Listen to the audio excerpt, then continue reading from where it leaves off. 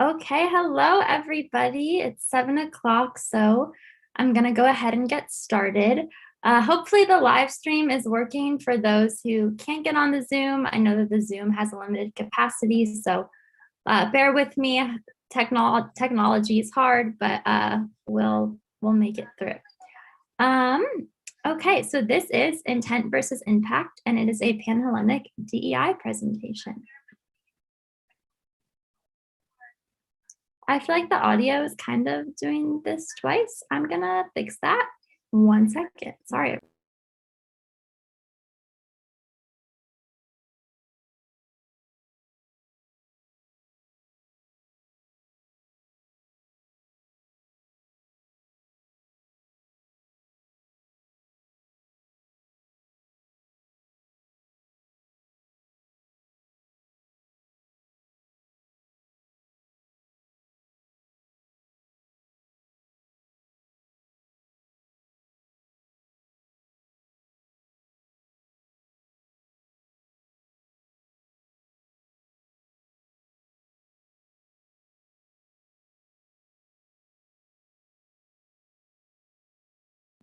Okay, guys, I fixed it. Thank you. This is intent versus impact, a Panhellenic DEI presentation.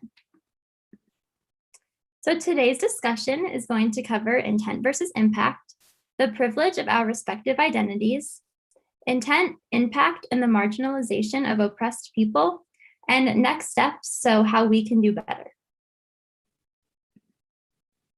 So before we begin, I want to go over a few helpful terms and their definition that I'm going to reference a lot throughout the rest of the presentation, just so we all kind of go in with the mindset of this is what I'm talking about when I say these words. This is what I mean when I reference them. So for intent, we're talking about a usually clearly planned out action that has a specific purpose. For impact, we're having something that has a significant or major effect on something else. Privilege is the right or immunity granted, having a specific benefit or advantage. And there are lots of different types of privilege. We're going to get into white privilege a little bit. We're going to get into male privilege a little bit, straight privilege. There are lots of different kinds of privileges. Identity is the fact of being who or what a person or thing, and then also the affinity or close similarity to something. So your identity might be that you're all in the same chapter. And then marginalization is the treatment of a person, group, or concept as insignificant or peripheral. And then oppression is the state of being subject to unjust treatment or control.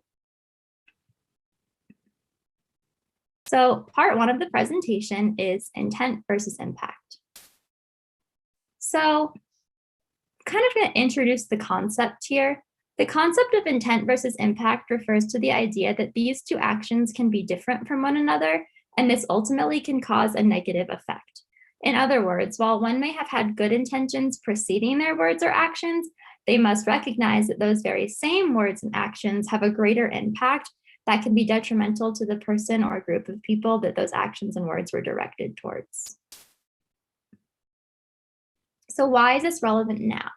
This is relevant for a few reasons, and a lot of the things that you'll see on your screen right now are buzzwords that we're talking about: microaggressions, cultural appropriation, cancel culture, social media, and the current kind of socio-political climate. And so when we talk about intent versus impact, a lot of times microaggressions are not always something that we intend to hurt other people, but that they do on their own. They have that greater impact that's negative.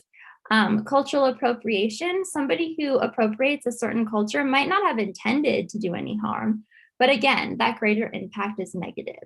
Also, we see a lot of instances of cancel culture where celebrities do something and they don't apologize correctly. They just say, well, I had a good intention, so I don't need to apologize for it. And then the celebrity or the politician or whoever the person might be becomes canceled. And talking about different ways to kind of combat that on college campuses is what we're going to go over in this presentation today. Also on social media, we post a lot of things. It's very quick. It's easy to do something, throw it on Snapchat, throw it on Twitter. But once something is out there, once we take it down, it's still out there. Social media is permanent. And so that's where you really have to be careful and make sure that your intentions are good and that the impact is going to match that. And then given kind of the current socio-political climate, we've seen AAPI crimes, hate crimes increase over the last couple of months, especially this year. And so we want to make sure, again, that our intentions are good and that the impact matches them when we're talking about celebrating this specific group of people, especially as we go into Pacific Islander Heritage Month next month, which is May. Okay, so we're going to start by watching this video, Impact versus Intent. And we're going to watch it, and then we're going to do a little bit of a self-reflection.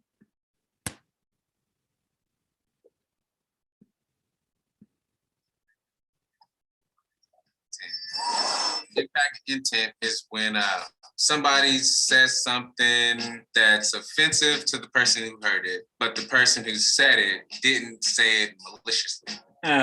So let's give an example. If somebody was to walk up and try to like touch my hair and say, oh, it's so beautiful. Boom. The moment they touch your hair, there's an impact there. So that impact for me is feeling like you violated my personal space. You took away my like autonomy, my authority. You took away my sense of person, like my ownership of self. And then if I was to be like, whoa, I'm hard, whoa, you harmed me. The person like, whoa, they get defensive. Like, I didn't mean to like do that. I was just trying to say how beautiful your hair was. Okay, I hear your intent. But first, there was a huge impact because you violated my personal space. And so a good way to like deal with intent and impact, listen to the other person and acknowledge the impact. Reflect on what they're saying back to you on how they've been impacted and be accountable to it.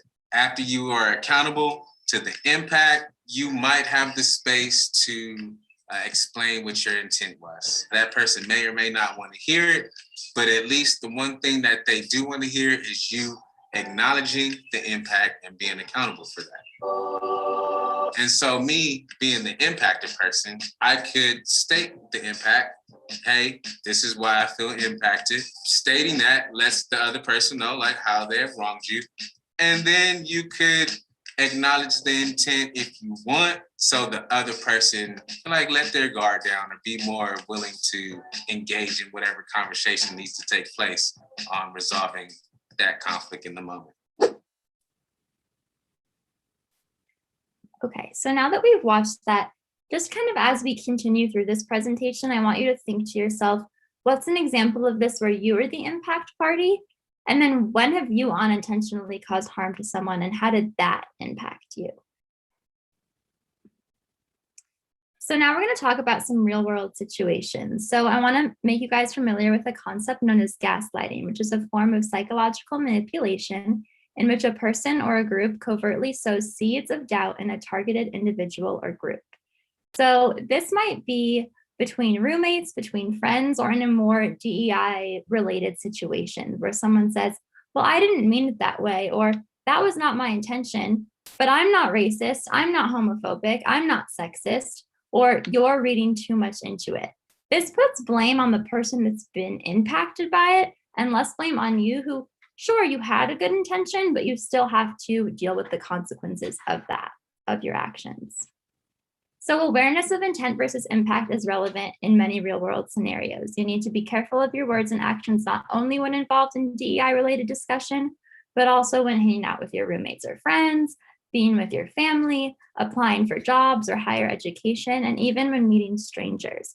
Because ultimately, if I say something that hurts the feelings of someone, it doesn't matter what my intent was because someone is hurting. Okay, so now we have one other video that I want to show you guys. It's called What Kind of Asian Are You? And then these are some of the questions that we're going to consider. And I'll give you guys my answers after we watch this one.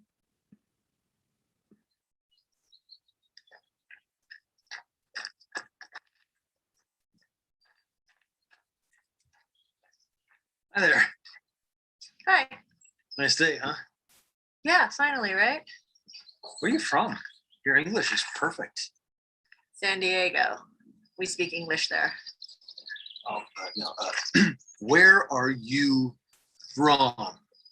Well, I was born in Orange County, but I never actually lived there. I mean before that. Before I was born. Yeah, like, well, where are your people from? Well, my great grandma was from Seoul. Korean. I knew it. I was like, she's either Japanese or Korean, but I was leaning more towards Korean. Amazing. Shasina. There's a really good teriyaki barbecue place near my apartment. So I actually really like kimchi. Cool. What about you? Where are you from? San Francisco. But where are you from? Oh, I'm just American. Really? You're Native American? No, just regular American. Oh, well, I guess my grandparents are from England. Oh, well. Drop in the morning to you. Let's go sporty. Double, toil and trouble. On the gap, beware Jack the Ripper. Bloody hell. Cheerio. I think your people's fish and chips are amazing. You're weird. Really? I'm weird? Must be a Korean thing.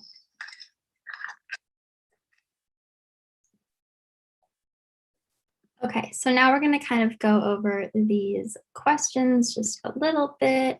If it wants to let me leave the video, which it doesn't, of course, but that's okay. We are going to adjust. I'm going to just fast forward to the end. There are bloopers that they give you. Okay. I'll just stop sharing and start it again.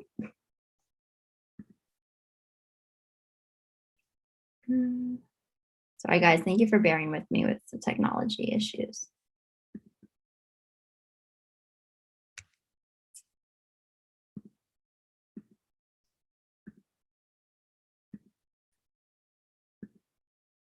Okay. So what do you think of her reaction to his question? And why do you think she reacted the way that she did? What do you think his intention was in asking her where she is from? And do you think that he meant her harm, or was he trying to insult her? And what did he mean by your English is perfect after asking her where she was from?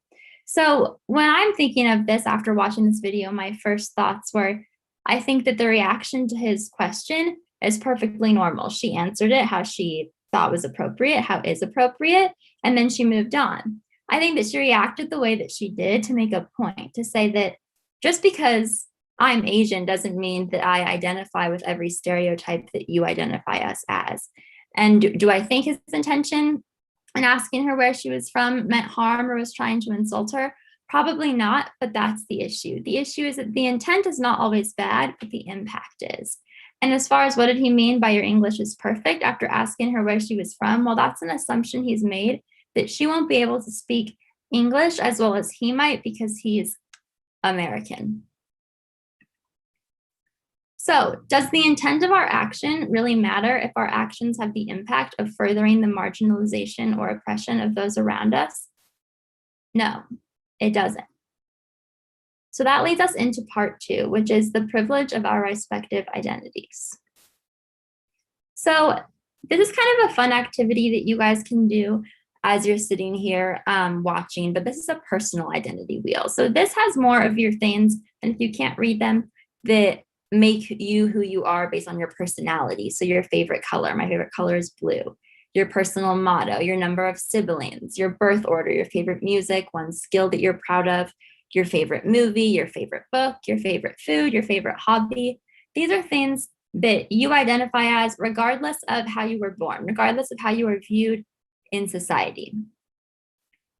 The next identity wheel we have is your social identity. And this is your first language, your religious or spiritual affiliation, your age, your physical or emotional developmental ability, your race, your ethnicity, your socioeconomic status, your gender, your sex, your sexual orientation, your national origin, all of the things that also make you you, but are different than the ones here.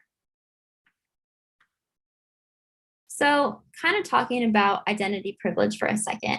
Sometimes our certain identities result in our judgments and perspectives becoming clouded, and this is why listening is key. Making the conversation about intent rather than impact is inherently a privileged action, because when you are saying that your intent is good, you're not recognizing that somebody still felt a negative effect from it. So instead of kind of backing off or becoming defensive when you hear the phrase check your privilege, instead try to stop centering your experience and identity in the conversation by making this about the intent of your actions instead of their impact. So part 3, intent, impact, and the marginalization of oppressed people. So how does it all connect? So we're going to go through a few different scenarios here of when people will say that they have a really good intention, but the impact is really negative. So when we're dealing with racism, people might say, you two will have beautiful children to an interracial couple, or they'll address someone and say, can I touch your hair? Or, wow, I'm jealous you never have to worry about sunscreen, which is not only insensitive, but also untrue. And so all of these things maybe were said with good intention. You want to compliment somebody on their good looks, you're curious, but they have a negative impact, and that we have to remember.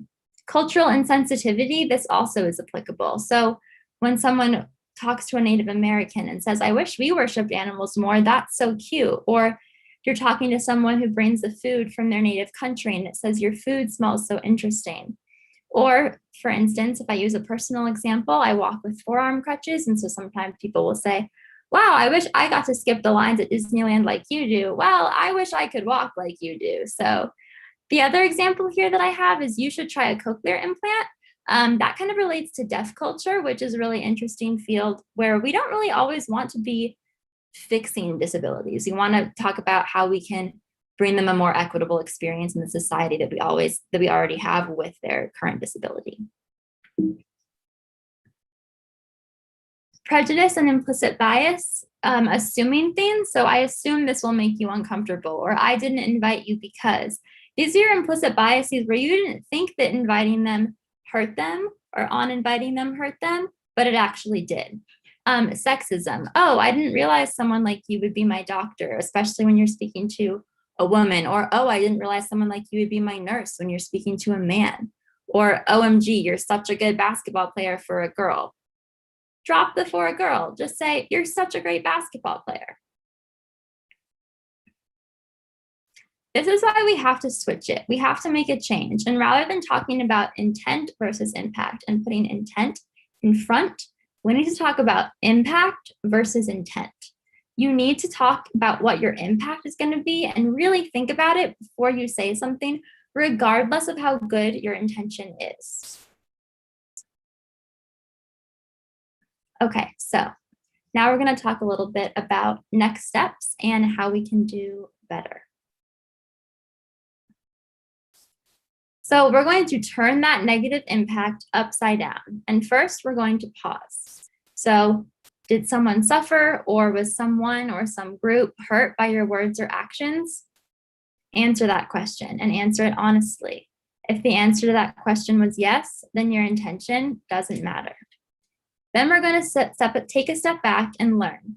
You can do your best to fix it. That's possible. First, follow these steps. Listen, it doesn't matter if we don't think we're insert-ist, racist, homophobic, sexist, ableist, or if our intentions weren't those things. Then we need to reflect. What is the person or the persons who was negatively impacted telling you? How does this look different from the challenges that you face in your day-to-day life? Apologize, but be an active apologizer. Don't just say sorry, be sorry. Show this with actions and with a plan for next time. And then lastly, do better.